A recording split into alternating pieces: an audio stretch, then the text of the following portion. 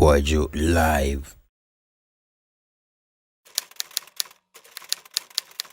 A typewriter is a mechanical machine for writing characters similar to those produced by the modern day printers.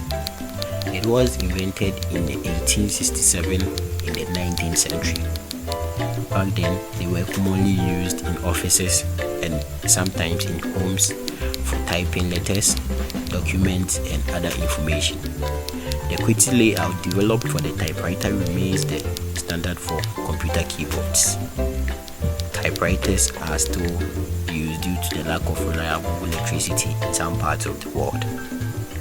Some notable manufacturers included IBM, Oliver Typewriter Company, Underwood Typewriter Company, and many more, just to mention few. Even though in Ghana, the manual typewriters are being ignored, it rather serves as a veritable tool in processing legal or court documents.